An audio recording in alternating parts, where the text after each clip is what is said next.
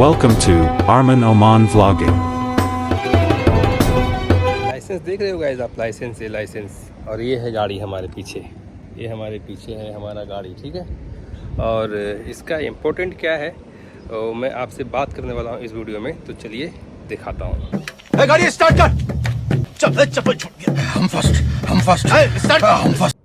Hello friends, तो कैसे हैं आप लोग। Welcome back to my another video. और आज के वीडियो में आपने मेरा थंबनेल देख करके समझ गए होंगे आप कि मैं किस टॉपिक पे आज आप लोगों के सामने बात करने वाला हूं, किस टॉपिक पे मैं वीडियो बनाने वाला हूं। तो जी हाँ, बिल्कुल सही पढ़ा आपने कि what is the benefit of driving licence in Oman, है ना। ओमान में ड्राइविंग लाइसेंस के क्या क्या फायदे हैं, मैं आपको आज इस वीडियो में पूरी 7 ऐसे बेनिफिट्स बताने वाला हूँ।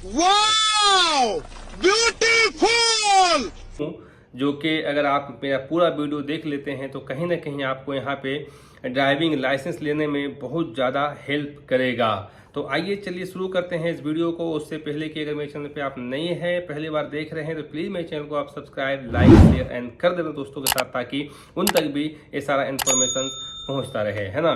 तो गाइज चलिए सबसे पहले स्टार्ट करते हैं कि लाइसेंस लेने के ओमान में क्या क्या फ़ायदे हैं। अगर आप यहाँ ओमान में आ रहे हैं, आने के लिए सोच रहे हैं, तो सबसे पहले आप लाइसेंस निकालने के बारे में ज़रूर सोचिएगा एक बार, ताकि आपको, अगर आप इस वीडियो को देख लेते हैं तो आपको क्या क्या बेनिफिट्स होने वाला है, लाइसेंस से क्या क्या फ़ायदा होने वाले हैं, वो सारा सब कुछ इस वीडियो में आपको समझ में आ जाएगा। और साथ ही मैं बता दूँ कि वीडियो के एंड में मैं आपको एक गोल्डन टिप्स देने वाला हूँ लाइसेंस के बारे में। लाइसेंस मतलब कि ऑटोमेटिक्स या मैनुअल, कौन सा लाइसेंस अच्छा रहेगा या रहता है यहाँ पे, वो जरूर देखिएगा, मिस मत कीजिएगा, है ना। तो चलिए वीडियो को शुरू करते हैं। तो गाइस देखिए, सबसे पहले अगर हम बात कर ले लाइसेंस की, कि अगर आप लाइसेंस निकालते हैं तो आपको क्या फ़ायदा होने वाला है। Number 1, legal authorisation to drive.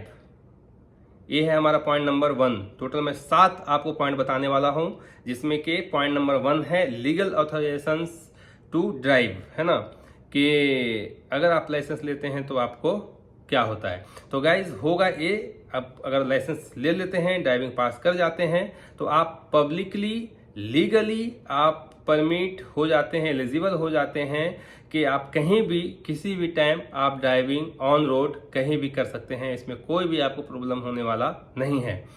और अगर आप लाइसेंस नहीं लेते हैं और विदाउट लाइसेंस के ड्राइविंग करते हैं, ऐसा होता है कभी कभी हम लोग जा रहे होते हैं कि अपने फ्रेंड्स के साथ में, तो उनमें से किसी का लाइसेंस नहीं होता है किसी के पास में, तो बोलते हैं कि भाई थोड़ा सा दो ना, भी कोई नहीं है तो मैं थोड़ा सा चला लेता हूँ। हालांकि ऐसा करना बहुत ही गैर कानूनी और गलत बात है। बात तो सही है। और साथ ही साथ में आपको गाइस ये भी बता दूं कि अगर आपके पास में लाइसेंस है और आप खुद ड्राइविंग कर रहे हैं, और अगर आपका कोई दोस्त, फ्रेंड्स या कोई भी फैमिली वाला कोई भी ऐसा मांग रहा है, तो प्लीज़ आप मत दीजिए। उससे होगा क्या कि अगर आप पकड़ाते हैं तो प्रॉब्लम उसको तो होगा ही, साथ ही साथ आपका लाइसेंस भी रद्द कर दिया जाएगा, जेल भी हो सकता है, फाइन भी हो सकता है, गाड़ी भी आपकी सीज हो सकती है। तो be very careful for this, है ना। तो पॉइंट नंबर 1 हो गया क्लियर गाइज। अब हम चलते हैं 2 की ओर। पॉइंट नंबर 2 है पर्सनल मोबिलिटी एंड कन्वीनियंस। देखिए यहाँ पे या कहीं पे भी पब्लिक ट्रांसपोर्टेशन हर टाइम अवेलेबल नहीं होता है, हर जगह के लिए अवेलेबल नहीं होता है। जहां आपको चाहिए होता है वहां के लिए समटाइम्स अवेलेबल नहीं होता है। तो अगर आपके पास खुद का लाइसेंस होगा तो फिर आप गाड़ी भी ले लेंगे, जाहिर सी बात है ना। और जब आपके पास में लाइसेंस प्लस गाड़ी हो जाएगा तो आप कहीं भी किसी भी टाइम किसी के भी साथ आप घूम सकते हैं बिंदास, कोई प्रॉब्लम होने वाला है ही नहीं, है ना। तो पॉइंट नंबर 2 था। पॉइंट नंबर 3 है बेटर जॉब अपॉर्चुनिटीज। अगर आपके पास में ड्राइविंग लाइसेंस है तो आपको आपके लिए कई जॉब के रास्ते भी यहाँ पे खुल जाते हैं। अगर आप के पास में काम धाम नहीं है, तो कहीं भी चांस लगा कि भाई ड्राइविंग का जॉब है इस कंपनी में, तो चलो यूज कर लेते हैं। लाइट ड्राइविंग लाइसेंस है या हैवी ड्राइविंग लाइसेंस है, दोनों के लिए अपने अपने उनके अलग अलग फायदे हैं, है ना। तो ये हो जाता है कि बेटर जॉब अपॉर्चुनिटीज आपको कहीं भी मिल सकता है, क्योंकि बहुत सारी कंपनी का रिक्वायरमेंट्स होता है कि candidate should have valid Omani driving licence, है ना, specially in field like construction हो गया, ऑयल फील्ड हो गया, या डिलीवरी का हो गया, ट्रांसपोर्टेशन हो गया, ये सब फील्ड में लाइसेंस का ज़रूरत पड़ता है। तो पॉइंट नंबर हो गया 3 क्लियर है ना गाइज। अब हम बात कर लेते हैं पॉइंट नंबर 4 का, फ्रीडम टू ट्रेवल्स। यस, कहीं भी आप जा सकते हैं, कहीं भी घूम सकते हैं, क्योंकि एज यू नो कि ओमान में बहुत सारे ऐसे नेचुरल प्लेसेस है जो घूमने के लायक है, लाइक माउंटेन्स है, बीच है, डेजर्ट्स है। तो आप कहीं भी मैं आपको मस्कत के आसपास के दायरे में अगर मैं बताना चाहूँ 100-200 किलोमीटर के एरिए में, तो पास में जबल अख्दर है, जबल शम्स है और सूर है। सूर के साइड में भी बहुत सारा चीज़ ऐसा घूमने के लिए है। वादी बनी खालिद है और बहुत सारी वादियाँ हैं यहाँ पे जहाँ पे आप घूम सकते हैं। तो घूमेंगे कब? जब आपके पास में लाइसेंस होगा, खुद का गाड़ी होगा, तब आप अपने फ्रेंड्स के साथ, फैमिली के साथ कहीं भी किसी भी टाइम आप इंजॉय कर सकते हैं जा करके गाइज, है ना। अब हम बात कर लेते हैं point number 5, recognition in other GCC country. अगर आपके पास में ओमान का वैलिड लाइसेंस है तो आप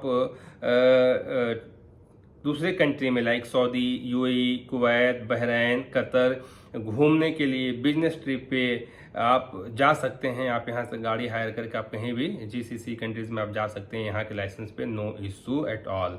ओके गाइज, अब हम बात कर लेते हैं पॉइंट नंबर 6, मोटरसाइकिल और हैवी व्हीकल ड्राइविंग।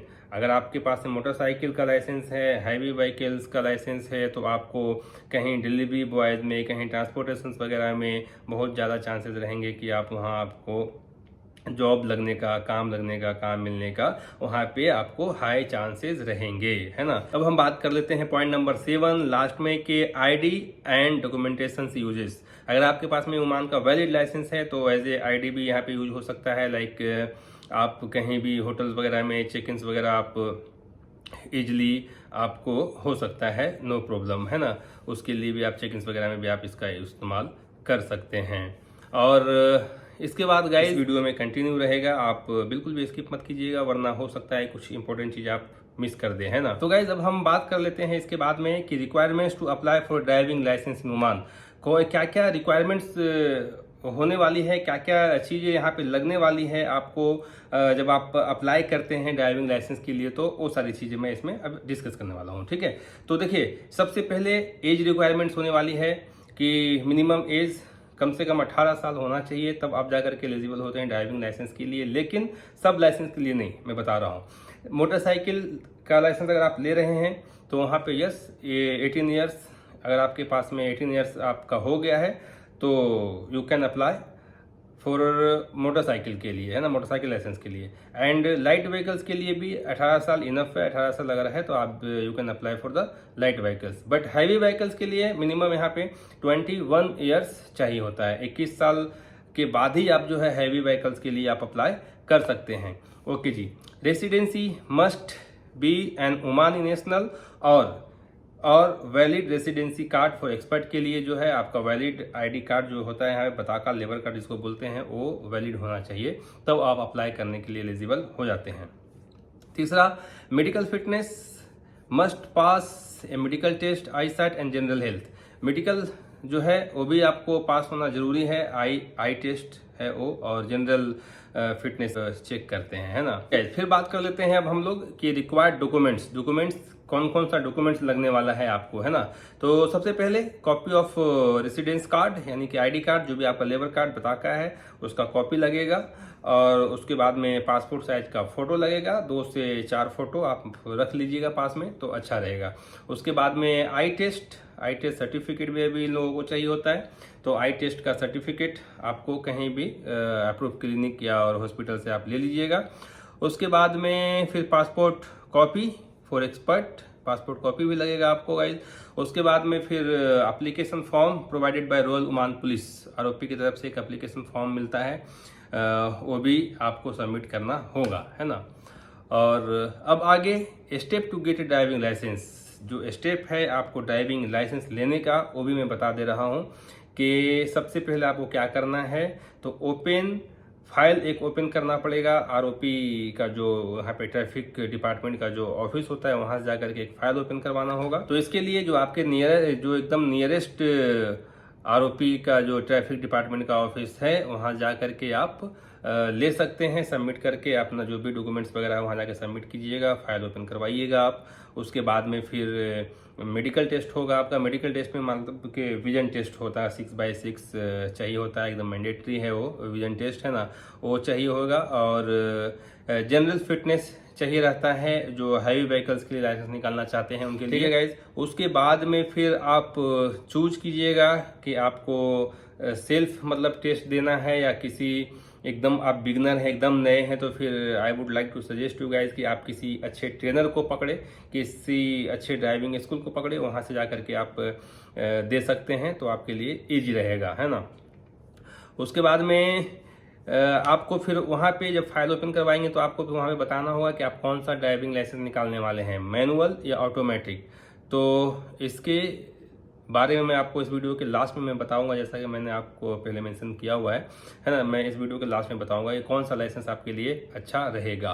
तो ठीक है गाइस, तो फिर ये हो गया। फिर अगर आप किसी ट्रेनर के थ्रू जब गाड़ी सीखते हैं, किसी उस्ताद के थ्रू, ड्राइविंग टीचर्स के थ्रू, तो वो आपको क्या क्या सिखाएगा। देखिए, वो सिखाएगा आपको सबसे पहले रोड रूल्स कि कहाँ से लेफ्ट लेना है, कहाँ से राइट लेना है, कहाँ पे ब्रेक मारना है, कहाँ पे राउंड अबाउट है सबका, ठीक है। वो सिखाएगा आपको parking, reversing, roundabout and highway driving and slope test, drum test, जो भी सब करवाएगा वो सब कुछ आपको पहले सिखाएगा। तो गाइस है ना, फिर ये सब जो है आपका जो ट्रेनर होगा वो सिखाने के बाद में फिर आपको लेके जाएगा drum test and slope test करवाने के लिए। उससे पहले होएगा आपका थ्योरिकल टेस्ट, जैसा कि covers road science, safety and basic traffic law, ये सब के बारे में वो आपको सिखाएगा पहले, है ना, क्योंकि वहाँ पे पूछेगा। वो जब पास कीजिएगा उसके बाद में फिर आपको लेके जाएगा ड्रम टेस्ट की तरफ। जब ड्रम टेस्ट आप पास कीजिएगा उसके बाद में फिर आपको लेके जाएगा स्लोप टेस्ट की तरफ। स्लोप टेस्ट पास कीजिएगा फिर आप आ जाइएगा मेन रोड टेस्ट में, है ना।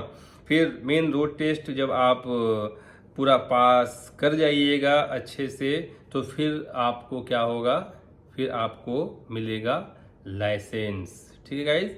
फिर मिलेगा आपको लाइसेंस। अगर आप पास कर जाते हैं then same day you will be get your licence. अब इसका बताते हैं आपको कि टोटल कॉस्ट क्या पड़ने वाला है, क्या खर्चा आने वाला है ड्राइविंग लाइसेंस लेने में आपको।